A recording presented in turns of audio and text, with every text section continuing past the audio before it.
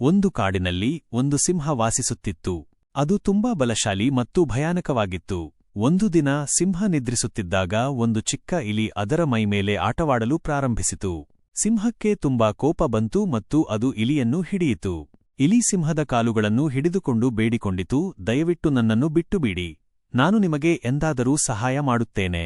ಸಿಂಹ ನಕ್ಕಿತು ಮತ್ತು ಇಲಿಯನ್ನು ಬಿಟ್ಟುಬಿಟ್ಟಿತು. ಕೆಲವು ದಿನಗಳ ನಂತರ ಸಿಂಹ ಬೇಟೆಗಾರರ ಬಲೆಯಲ್ಲಿ ಸಿಲುಕಿಕೊಂಡಿತು. ಅದು ಜೋರಾಗಿ ಘರ್ಜಿಸಿತು, ಆದರೆ ತಪ್ಪಿಸಿಕೊಳ್ಳಲು ಸಾಧ್ಯವಾಗಲಿಲ್ಲ. ಆ ಸಮಯದಲ್ಲಿ ಇಲಿ ಅಲ್ಲಿಗೆ ಬಂತು. ಅದು ಸಿಂಹವನ್ನು ನೋಡಿ ಕರುಣೆಯಿಂದ ಕಣ್ಣೀರು ಹಾಕಿತು. ಇಲಿ ತನ್ನ ಹಲ್ಲುಗಳಿಂದ ಬಲೆಯನ್ನು ಕತ್ತರಿಸಿತು ಮತ್ತು ಸಿಂಹವನ್ನು ಬಿಡುಗಡೆ ಮಾಡಿತು. ಸಿಂಹ ಆಶ್ಚರ್ಯಚಕಿತವಾಯಿತು ಮತ್ತು ಇಲಿಗೆ ಧನ್ಯವಾದ ಹೇಳಿತು. ಅಂದಿನಿಂದ ಸಿಂಹ ಮತ್ತು ಇಲಿ ಉತ್ತಮ ಸ್ನೇಹಿತರಾದರು. ಈ ಕಥೆಯು ನಮಗೆ ಏನು ಕಲಿಸುತ್ತದೆಂದರೆ, ನಾವು ಎಂದಿಗೂ ಇತರರಿಗೆ ಸಹಾಯ ಮಾಡಲು ತುಂಬಾ ಚಿಕ್ಕವರಲ್ಲ.